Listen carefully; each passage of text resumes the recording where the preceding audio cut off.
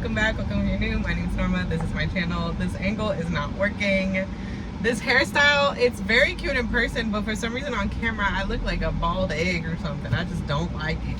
But anywho, I also feel a little crooked, so I apologize for that, but I feel like my thing's gonna fall off if I keep messing with it. Anywho, I got like 5 minutes to talk to you guys. I'm on my way to pick up my girls. Their TT took them to the pool, so I'm gonna pick them up. But I wanted to talk. I just wanted to talk. As you can see by the title, we're gonna talk about my obsession with Peter Monn. Not so much with him, but his style of content. It's hard because like it's everything I want my content to be, and I'm like, but you can't just mimic somebody. But like, he's so me. You guys, I made 4 channels, 2 of which I've changed the name twice already, trying to figure out how to just divide up all of my interests right now. Well, just in general, I love watching. Girl Meets Screen's always gonna be Girl Meets Screen. I'm struggling because it feels like it's meant for like popular content, like my Love is Blind videos. The last ones didn't get a lot of views because I slacked, and I'm pretty sure the algorithm, like specifically on my channel, is jacked up. But that's besides the point. It feels like it should only be mainstream things, you know, Euphoria, Emily in Paris, Ginny and Georgia, things like that, Love is Blind. Because those are the things that get the views, right? But then like there's niche things I watch. I watch so many BL dramas, it's ridiculous. I'm obsessed with Asian dramas, obsessed.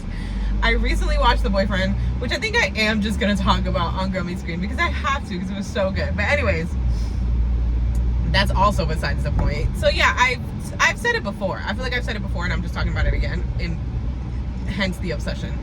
But I like his style of just sitting and talking. I feel like I wanted to document my weight loss journey, vlogging style, and that I'm realizing that vlogging style things just don't work for me. I have 3 kids.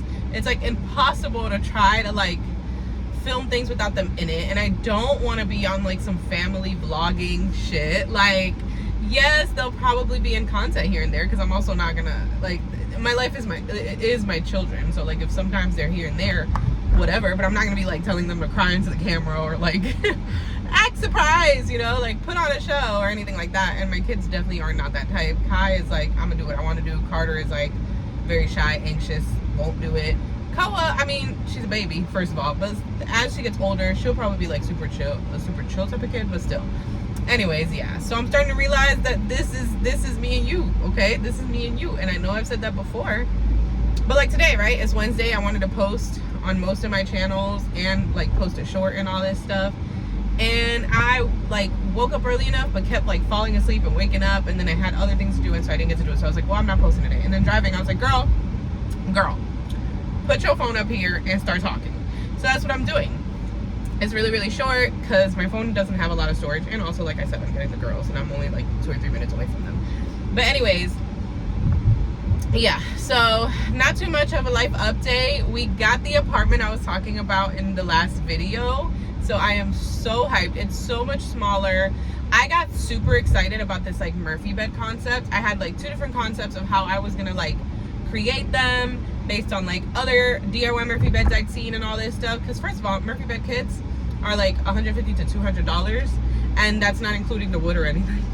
So it's total cost of like $500-600, which is like half of what it would cost you to get like a Murphy bed, like purchasing a Murphy bed.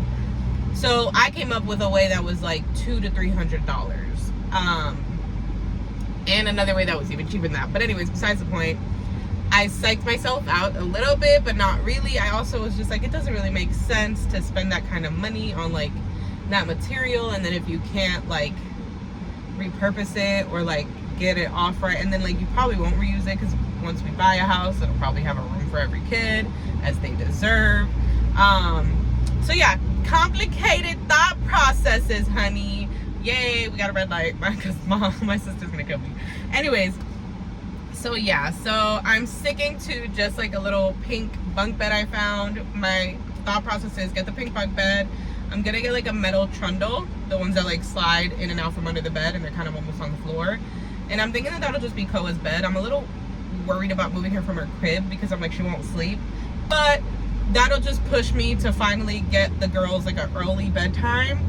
It'll also push me to do what I want to do with them, of like actually like having like exhausting interaction. You know what I'm saying? Like tiring them out so that when it is bedtime, everybody going to sleep. Everybody laying down and ain't nobody getting back up. And like bedtime routine, you know, all of that. I'm gonna do my best to start that, maybe not tonight, probably tonight. If not tonight, definitely tomorrow. So that by the time we move, that's about 2 weeks. So that should be enough to where they're like getting used to that routine, if that makes sense. So that's the thought process with them. I'm so sorry that air is on and you just had to hear all of that. Whoops. But anywho, that's really what we have going on. Cameron living his best pro-life. I got a new job and I am absolutely obsessed so far.